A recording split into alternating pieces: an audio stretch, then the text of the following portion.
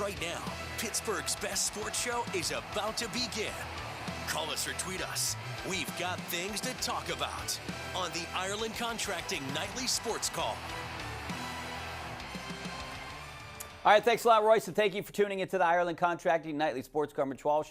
I'll be joined by Andrew Fillipponi in a matter of moments. So give us a call on the Borders hotline, 412-575-2600. We can go over the cut and paste debacle over on the south side. Pony, I was stunned when I saw that depth chart yesterday and Mason Rudolph was number 2. I did not understand it at all. I mean, we saw with our own 2 eyes that Kenny Pickett was the better quarterback out of the 2 and obviously was moved ahead of Rudolph throughout the end of the training camp and, once they got to the south side. So obviously we find out today that it was a mistake. I wonder who did the cutting and pasting there. Well, first of all, can you hear me, Richie? Yeah, I got you. Can you hear the words that are coming out of my mouth? Okay, yeah. Good. Oh, I do. I like the headphones. Yeah, I can see now. Let me tell you something right now. A Zeiss incident where the earpiece is not here right now.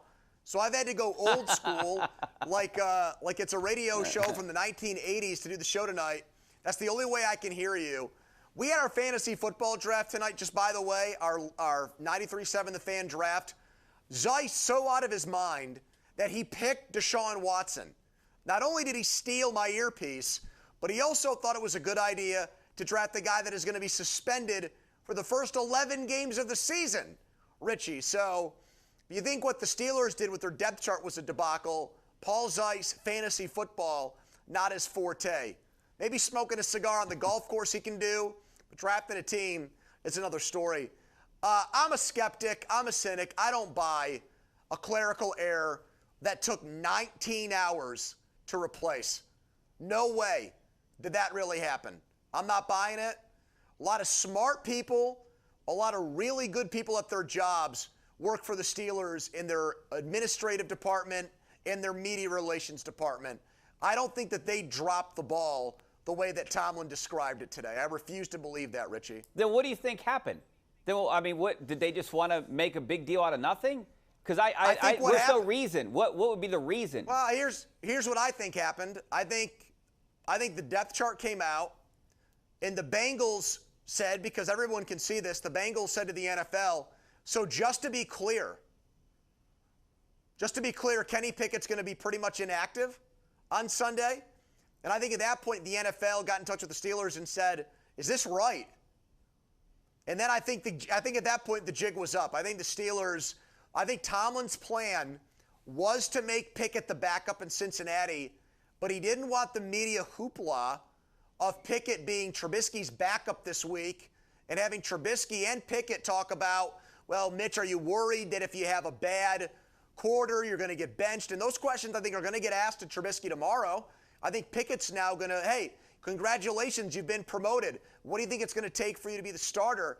I think if it looked like Trubisky was the starter and Rudolph was the backup all week, everyone just assumes that Trubisky has a long leash for the game. And I think Tomlin wanted to limit the noise, but he got forced, I think, by the NFL to put out a real depth chart to go with their real plan in Cincinnati, and it's going to be Pickett as the backup. I feel like an hour or two before the game, Tomlin wanted to slip Pickett in as the backup to eliminate a lot of distractions this week. Pony, I buy your argument a little bit, your theory. I kind of like it, but we would know tomorrow when they were out there practicing who was going to be the number 2 guy. Not if he told those guys, not if he told all his players not to confirm it with you guys. He could do that. He could do that. 100% do that. He could say not confirm it, but we would all know that he'd be the backup, and we would be asking those questions. Yeah, but you guys wouldn't be allowed to report on it, without getting the confirmation. But they would still be getting those questions, like you said.